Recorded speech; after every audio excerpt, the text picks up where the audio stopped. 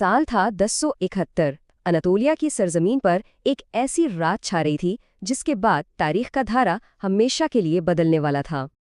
ये सिर्फ एक जंग नहीं थी, ये दो अजीम सल्तनतों का टकराव था। एक तरफ थी सदियों पुरानी बाज़ंतीनी सल्तनत अपनी पूरी शानो शौकत के साथ, और दूसरी तरफ वस्ती एशिया से उठने वाली एक नई ताकत सल्जूक तुर्क, जो तारीख लिखने आए थे। तो चलें उसी फैसला कुन रात में वापस चलते हैं। मैदान जंग के दोनों तरफ समझे दो अलग अलग दुनियाएं आबाद थीं। एक तरफ था तजुर्बा और बेपनाह तादाद, तो दूसरी तरफ था जोश और एक नया अज़्म। देखते हैं कि जंग की सुबह से ठीक पहले माहौल कैसा था। एक तरफ बाज़ंतीनी फौज का समंदर था, जिनके ज़रा बुख्तर सूरज की रोशनी में ऐसे चमक रहे थे कि देखने वाले की आंखें खीरा हो जाएं, और उनकी तादाद दुश्मन के दिल में खौफ बिठाने के लिए काफ़ी थी। दूसरी तरफ थे सुल्तान अल्प अरसलान की क़ियादत में सल्जूकी, तादाद में बहुत कम, लेकिन उनके हौसले वो हिमालय से भी बुलंद थे। लेकिन बात सिर्फ तादाद और हथियारों की नहीं थी। कभी कभी जंग का नतीजा एक शख्स के किरदार और उसके अज़्म पर मुनहसर होता है, और यहाँ वो शख्स थे सुल्तान अल्प अरसलान। आइए उनके वो अल्फाज सुनते हैं जिन्होंने जंग का पासा ही पलट दिया। सोचिए ज़रा, जंग से पहले की वो रात, हर तरफ एक तनाव, एक बेचैनी, लेकिन सुल्तान के चेहरे पर एक अजीब सा सुकून था। उनके कदमों में एक मजबूती थी, क्योंकि उनका दिल साफ था, या तो फतह मिलेगी या फिर शहादत। और जब सफ़े बनाते सिपाहियों ने अपने सुल्तान का ये एतमाद देखा ना, तो उनके दिल भी ईमान की रोशनी से जगमगा उठे।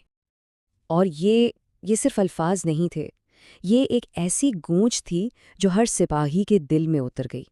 सुल्तान की इस आवाज़ ने फौज में ईमान और जानिसारी की वो आग भड़का दी जिसके सामने दुनिया की कोई ताकत नहीं ठहर सकती थी। और फिर जैसे ही सूरज ने अनातोलिया की पहाड़ियों से झांका, वो लम्हा आ ही गया जिसका सबको इंतज़ार था। मैदान जंग की खामोशी टूटी और एक तूफान बर्पा हो गया। घंटों तक बस तलवारें टकराती रहीं और मैदान नारों से गूंजता रहा। तुर्कों के तेज़ रफ्तार घुड़सवार किसी बाज की तरह बाज़ंतीनी फ़ौज की भारी भरकम सफ़ों पर झपटते, कारी ज़रब लगाते और पलक झपकते ही गायब हो जाते। बाज़ंतीनी फ़ौज अपनी तादाद के ज़ोर पर धीरे धीरे आगे तो बढ़ रही थी। शुरू में ऐसा लग रहा था कि शायद सल्जूकी फ़ौज दबाव में आ गई है, लेकिन फिर मैदान जंग में कुछ ऐसा हुआ जिसकी किसी को तवक्को नहीं थी। अचानक बाज़ंतीनी सिपाहियों ने देखा कि सल्जूकी फ़ौज पीछे हट रही है। उनके हमलों में अब वो पहली जैसी शिद्दत नहीं रही थी। उन्हें लगा कि बस सल्जूकी हिम्मत हार गए हैं। और बस इसी गलत फहमी में पुरएतमाद बाज़ंतीनी फ़ौज पूरी ताकत से उनका पीछा करने आगे बढ़ी। लेकिन इस ताक़ुब में वो ये भूल गए कि वो बिखरते जा रहे हैं, गैर मुनज़्ज़म होते जा रहे हैं। और फिर अल्प अरसलान का जाल काम कर गया। पहला कदम, सल्जूकी अचानक पलटे और एक तूफ़ानी जवाबी हमला किया। दूसरा कदम, इस गैर मुतवक्के हमले से बाज़ंतीनी फ़ौज में ऐसी अफरा-तफ़री फैली कि उनकी सफ़ेद ताश के पत्तों की तरह बिखर गईं। और तीसरा कदम, बिखरे हुए दुश्मन को सल्जूकी फ़ौज ने चारों तरफ से घेरे में ले लिया। ये एक मुकम्मल तबाही थी। मिर्ज़ा गरड के मैदान पर उड़ती धूल जब बैठी ना, तो दुनिया वैसी नहीं रही थी जैसी सुबह थी। उस एक जंग ने एक नई तारीख का दरवाज़ा खोल दिया था, जिसके असरात आज भी महसूस किए जा सकते हैं। नतीजा ऐसा था कि किसी ने सोचा भी नहीं होगा। बाज़ंतीनी शहंशाह रूमन्स डायोजन्स खुद मैदान जंग में गिरफ्तार हो चुका था। अब कोई भी होता तो शायद बदला लेता, लेकिन सुल्तान ने अपने सबसे बड़े दुश्मन के साथ, बाज़ंतीनी शहंशाह के साथ, इज्जत और एहतराम का सलूक किया। ये फ़तह से भी बड़ी एक मिसाल थी जो तारीख़ में हमेशा के लिए रकम हो गई।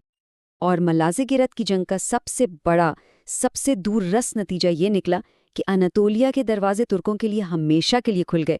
ये सल्जूक सल्तनत के अजीम दौर का नुक्ताए आगाज़ था। तो आखिर में मुलाज़िमा गिर्द की ये जंग और अल्प अरसलान का किरदार एक बहुत बड़ा सवाल छोड़ जाता है। एक अजीम फ़तह का असल मेयार क्या है? दुश्मन को शिकस्त देना, या फिर फ़तह के लम्हे में भी रहमदिली और अज़मत का मुज़ाहरा करना? इसका जवाब شاید تاریخ کے اوراق میں ہمیشہ زندہ رہے گا۔